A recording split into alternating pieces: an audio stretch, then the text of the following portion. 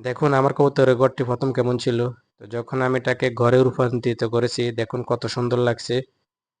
তো যদি এরকম নিত্য নতুন ভিডিও পেতে আমার চ্যানেলটিকে সাবস্ক্রাইব করে রাখবেন। কথা না বাড়িয়ে চলুন মূল পর্বে চলে যাই।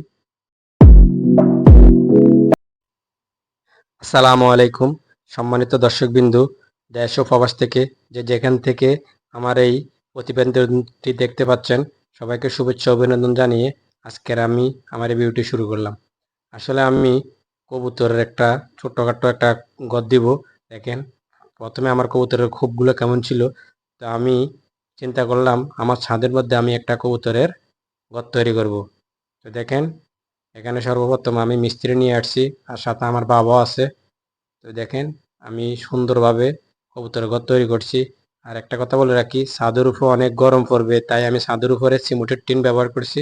আর সাইডে আপনার দেখুন কিভাবে আমি ঘরটা তৈরি করছি।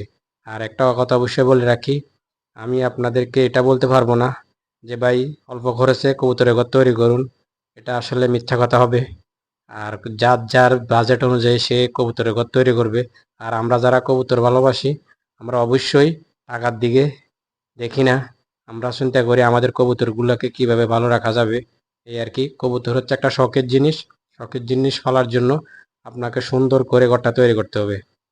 তো যে যেখান থেকে আমার এই ভিডিওটা দেখছেন, অবশ্যই আমার এই চ্যানেলটাকে সাবস্ক্রাইব করে রাখবেন, শেয়ার করবেন ভিডিওগুলো, কমেন্ট করবেন, লাইক করবেন।